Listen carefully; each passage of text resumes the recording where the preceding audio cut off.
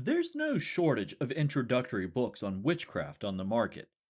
Whether you're looking at older authors like DJ Conway or Silver Ravenwolf, more contemporary stuff from Matt Aron or John Beckett, or specialized books from authors like Byron Ballard or even Keldon, you have a decent selection to choose from. But what if you are stuck in that spot between beginner and specialist? You want to advance your craft, but most sources advise you to practice, practice, practice. There's an old adage that says practice makes perfect, but that is not entirely true. If you are practicing the wrong way, you exert a lot of effort with little to no improvement. Your art will progress more efficiently if you know how and what to practice. It feels like this is part of the elitism of magic. Those who came before us developed and grew the hard way, so now it's expected that we should suffer the way that they did. But suffering for your art is not necessary. So where do you turn when mainstream titles leave you hanging? The answer comes from today's author, Aidan Wachter. His books are not for the beginner, but they also aren't hypo-esoteric tomes that would confound a newbie. They provide guidance for this middle ground of magic, and presents it in a way that you can practice and improve without being bogged down by path-specific dogma. There's no threefold law here. Tonight, we're going to tackle the book, 6 Ways, Approaches, and Entries for Practical Magic. I'm your host Jason, and you're listening to the Esoteric Book Club.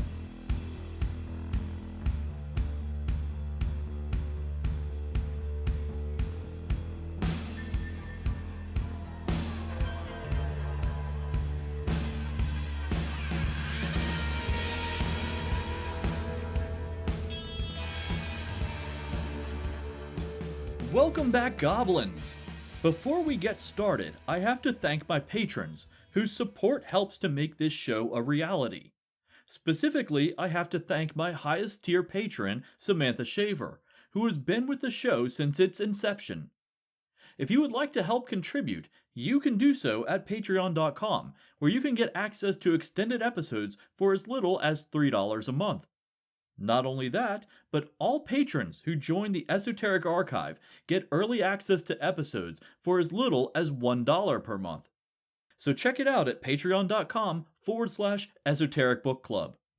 Now, let's get weird. I'll be honest, I had not heard of Wachter going into this. His books are self-published under Red Temple Press, and I am admittedly a bit of a book snob, so my opinion of self-published books is generally pretty low. I admit my bias, and I'm conscious of it, and I'm working to change my perspective. Granted, books like this one are making that change much, much easier. Before we even get into the content of the book, let's look into what some big-name practitioners are saying. Quote, "Rarely do I find a book that is interesting, clever, and wise all at the same time. But 6 Ways is. The teachings are both radically inclusive and no nonsense, without any derision to any other tradition or path, as you might find in some serious occult texts." That review was from Christopher Penczak, author of over 20 books on magic and founder of the Inner Temple of Witchcraft. Author Matt Aron says, quote, "Wachter is one of the most brilliant minds in the field of modern magic." Matt is an author, teacher, psychic witch, and high priest of the Sacred Fires tradition of witchcraft. He runs a blog entitled For Puck's Sake on Patheos.com and has a column in the magazines Modern Witch and Horns. So when this guy gives praise, it's well earned. So who is this Aidan guy anyway? It seems that he doesn't like to talk about himself too much, which I totally sympathize with. In his own words, he's a talismanic jeweler who has been involved in magic since 1982. His books focus on the practice of the craft as a set of skills that can be developed, rather than innate talents that must be inherited or granted to the seeker. He also says that he was receiving so many questions about his jewelry and his process that he decided that it would just be easier to write a book. He quickly admits that that was an erroneous assumption. He wrote 6 ways with the philosophy that magic is a science. It's trial and error, experimentation. Each time you do something, you examine the results and consider how you arrived at that outcome. Then, you make changes to improve the results. Beyond that, you are establishing a working relationship with the spirits of the land to effect tangible change in our world. He even reiterates this in his dedication. Quote, I write this book as a gift to the spirits of the field and as an aid to those who seek to know and work with them. When you get to the main content of the book, Wachter asks you to focus and narrow down what drives you and specifically what changes you intend to make. That's a tall order for a lot of us, but don't worry, he has a spell for that. It's a fairly simple spell, but it's a good way to ease someone into this method of doing magic. On a 3-inch by 3-inch sheet of paper, write down your intent. Read it aloud 3 times, kiss the paper 3 times, breathe on it 3 times, and say aloud, as it was, as it is, as it shall be. Fold the paper in half towards you and place it in the back of this book. This spell is a primer that teaches you to focus your spoken and unspoken intentions and desires. Why is this important? Even in our mundane lives, we are influenced by our unconscious mind. More so, we will do things a certain way simply because that is how we've always done them. Wachter elaborates that discipline and habit are essential to magical practices. He has an assignment to help you enhance these traits. His example is quite amusing, but quite genius in that it trains you to develop habits consciously. He advises you to pick something completely mundane, and then change your view and reaction to it. For him, he chose nickels and dimes. Pretty common coins, right? The change he made, no pun intended, was in how he reacted to them. Nickels were horrible, evil, toxic things that couldn't even be touched. Dimes, on the other hand, were sacred items, precious objects that must be hoarded. That seems silly, right? But through repetition, his views changed and his reactions became unconscious. It became habit. Being able to affect change in your own thinking is the first step to being able to affect change in the wider world. You are making the unconscious tangible. You're making it real. This is only one part, though. Now that you can shape and influence your own mind, now you need to change how you perceive the world. I'm not talking about your visual perception, but more how you conceptualize the world around you. Let's talk about spirit a bit. In all honesty, spirit is a vague term. It can refer to everything from enthusiasm to the integral animating force in living objects. We're going to look at 2 specific definitions of spirit. The first is an entity comprised entirely of energy that embodies abstract concepts. The other is an energy force imbued in all objects, both living and inanimate. I'm going to skip the first type because it will be discussed later on. Now, this concept is nothing new. It is the foundation of many worldviews and many cultures. It's been labeled animism, panpsychism, ka, chi, and a broad spectrum of terms incorporating many of the same elements and beliefs. The basic idea is that everything in this 3D physical world is also imbued with energy of varying degrees. I can already hear someone out there saying, "Are you telling me that this piece of gravel from my driveway is alive?" Well, no. Yes. Sort of. Really, it's complicated. As we heard in Season 2, Episode 5, The Zoologist's Guide to the Galaxy, it's not easy to define life or what it means to be alive. The very term has changed since it was first coined. At one time, mobility was a requirement for life. As we perceive it now, plants are indeed alive, but we don't see trees uprooting themselves and walking about, do we? So is that piece of gravel alive? Probably not in a way that we recognize, no. But that doesn't mean it doesn't still have spirit. While most objects have spirit, it's not quite the same as having a soul. But in some cases, it could be. I'm getting a bit too far into the weeds though, so let's step back on track here. While objects can have spirit, it doesn't mean that they do when you find them. Nor does it mean that it couldn't be given more spirit. An example that most people would be familiar with is the modern practice and use of crystals. Crystal users talk about cleansing and charging their stones pretty frequently. Ideally, it means that they are removing any lingering energy and adding the energies that they choose. Think of it like a cup without a lid. You can add stuff to it and pour stuff out, but it has a finite capacity. If you want a full cup of coffee, you first need to empty the cup of anything remaining inside, and probably wash it out. Beyond that, certain vessels are better for holding certain energies. Back to the cup metaphor, we tend to put coffee in ceramic mugs, right? A metal tumbler would physically hold the coffee, sure, but the metal would heat up and make it uncomfortable for us to use.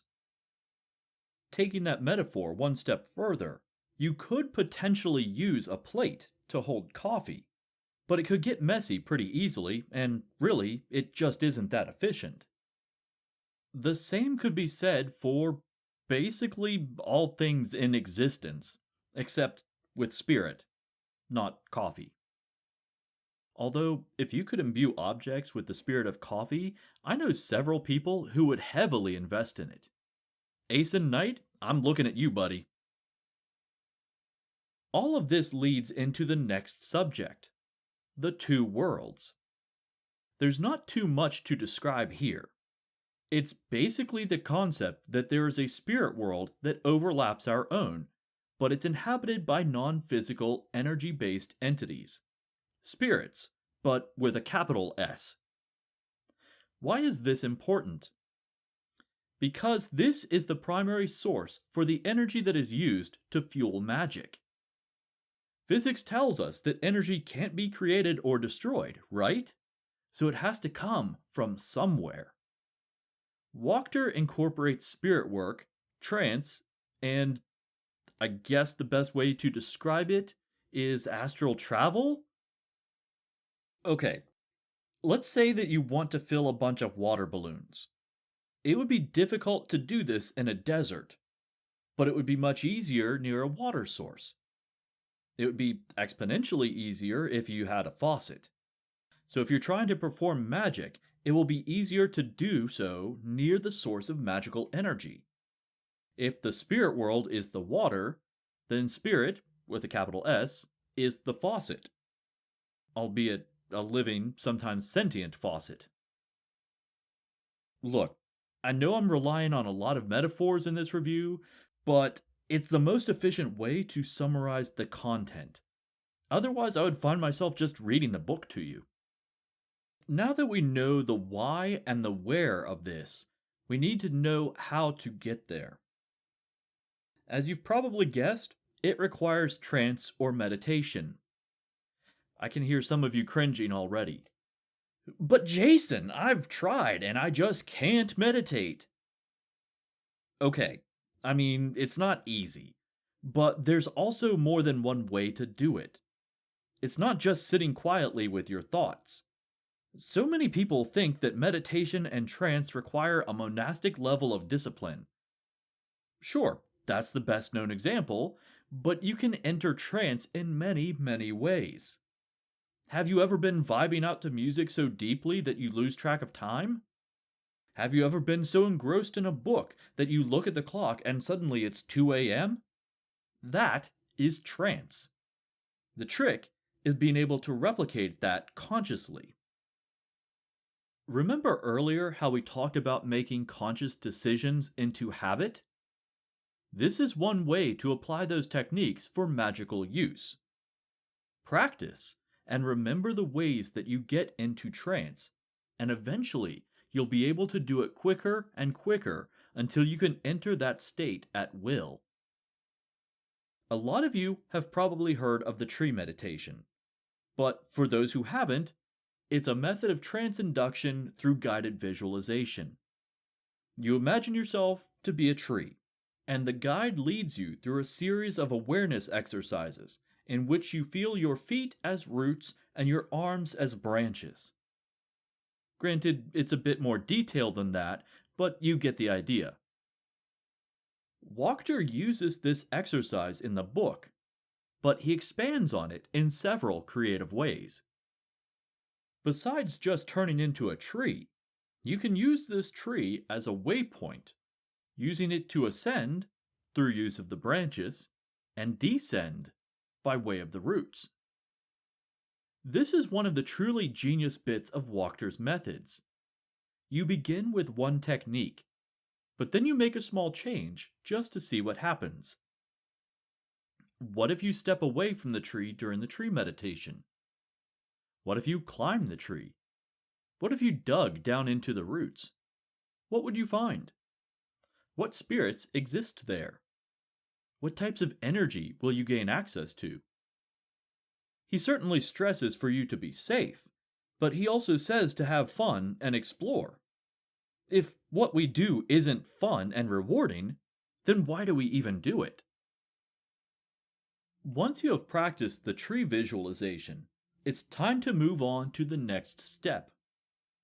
Now, I've heard these called various things in different traditions, but the way Wachter describes it is simply the watchtower. Here's where it gets fun. Picture a tower.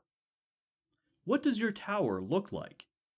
It's completely up to you, because this is your tower. You walk up to the front door. What do you see? What does your door look like? What material is it made from? What is the wall of the tower like? Is there a doorknob, a handle, or a lever to get in? Is there even a door knocker? When you open the door, how does it open? Does it swing towards you, or does it open inward? Maybe it's more like a Star Trek door that slides into the wall. Again, this is your tower, so you get to decide this. Step inside. In the main room of this tower, there is a stairwell going upwards, and a stairwell leading into the basement. Which would you like to follow? What does that stairwell look like? Stone? Wood? Magical energy?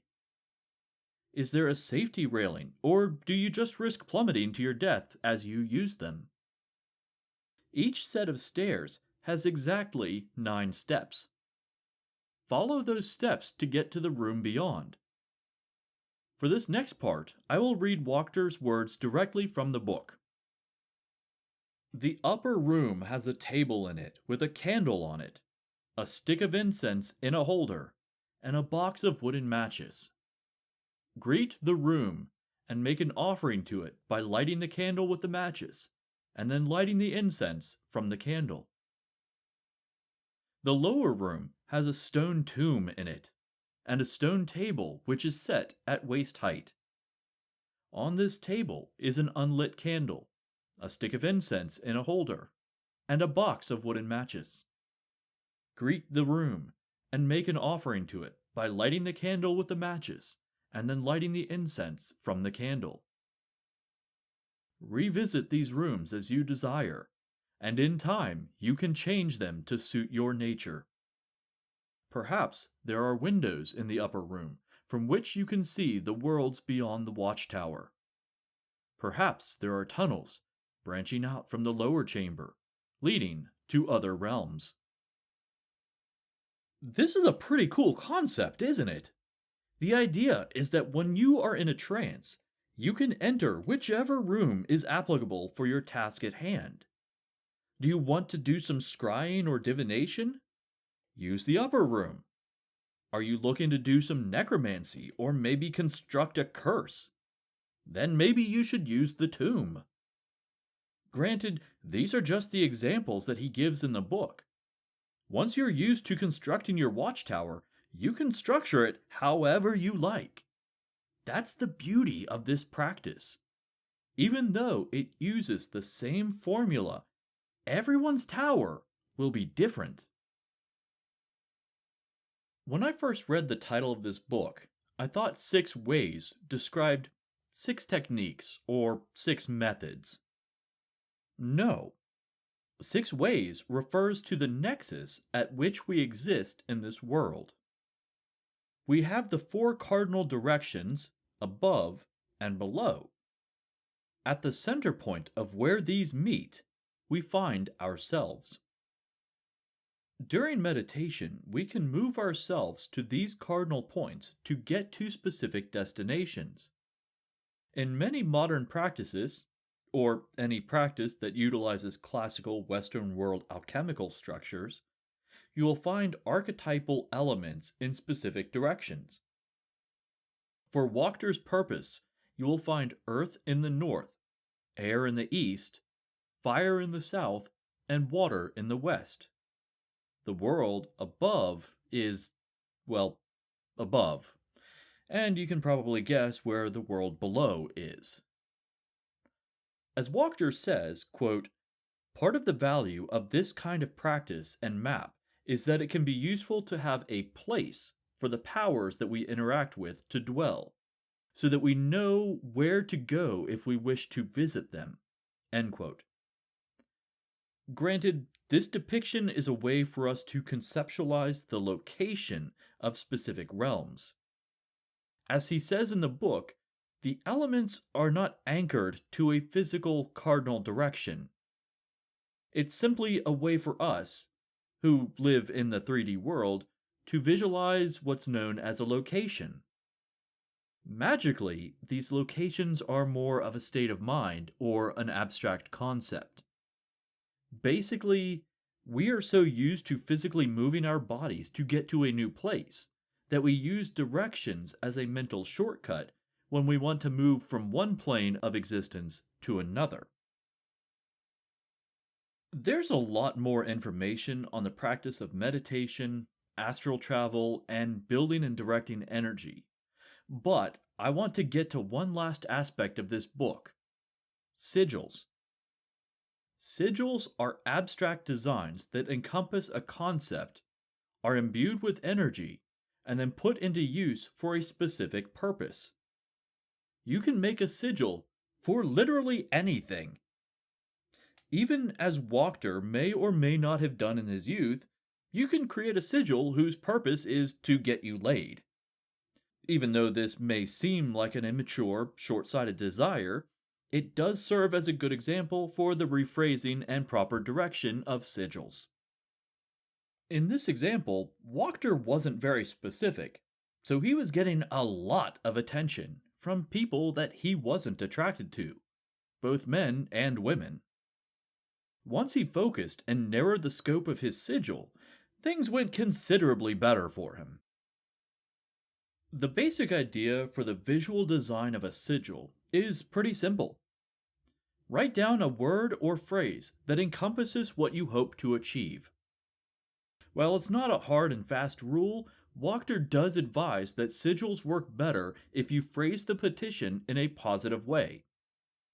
Saying, I want my ex boyfriend Jimmy to stop stalking me could work, but what works better is phrasing it as Jimmy fell in love with a guy from Florida and moved there with him.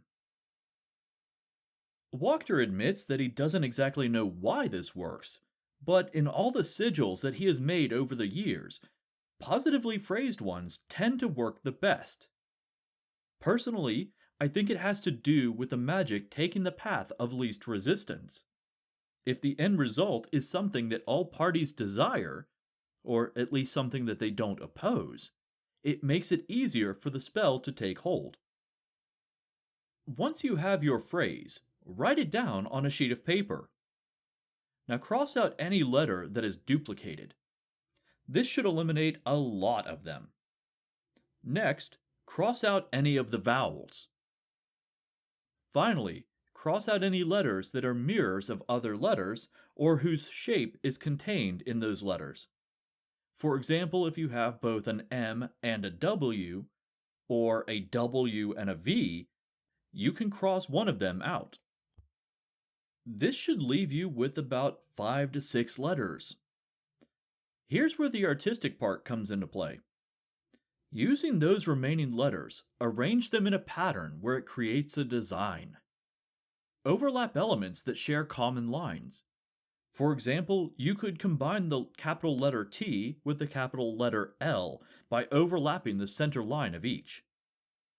You can turn letters and rearrange them on the paper however you like. The only rule is to use the letters that remain. Once you have a very basic design, which probably looks like stick figures at this point, you can artistically enhance your work. Did you turn the capital letter D on its side so it looks like the rising sun? Give it a few little sun rays. Does that capital C look like a dinosaur mouth to you? Well, give it a couple little teeth.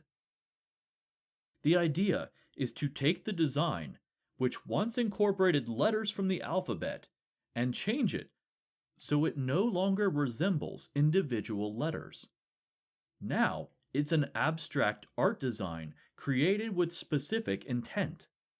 Intent that is a secret known only to you. After you are practiced at making sigils, Wachter has instructions on how to take this to the next level and create something called a servitor. Basically, you create a sigil for a specific ongoing task. Something like, make me aware of new esoteric occult books. Now, the sigil isn't going to work as much as it serves as a help wanted sign.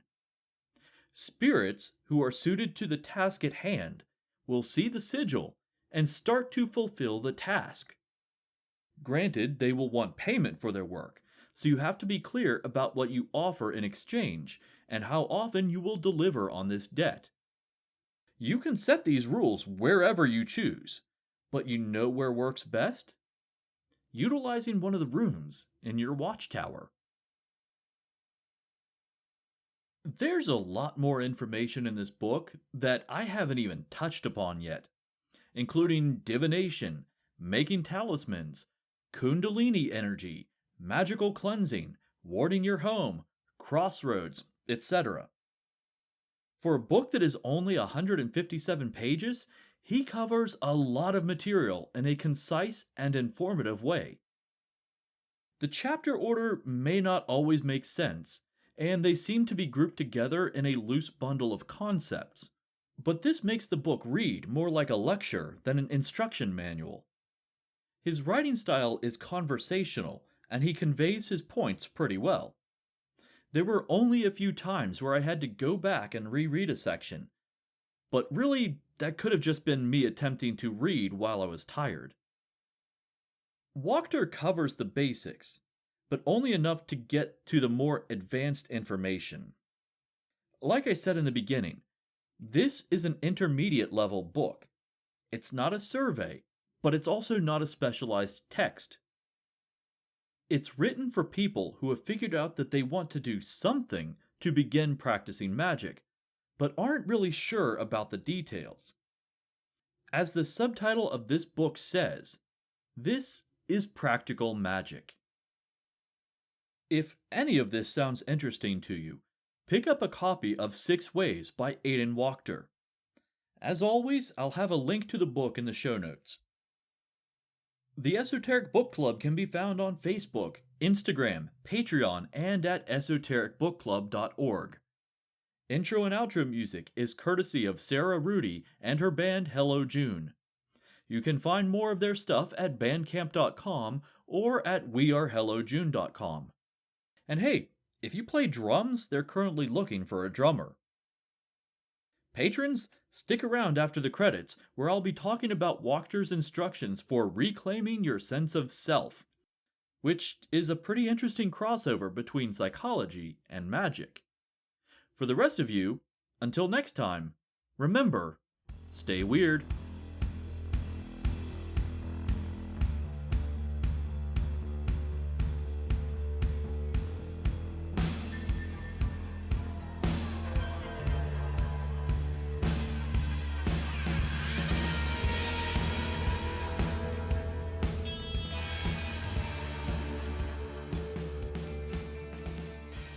It's time once again to open the Esoteric Archive.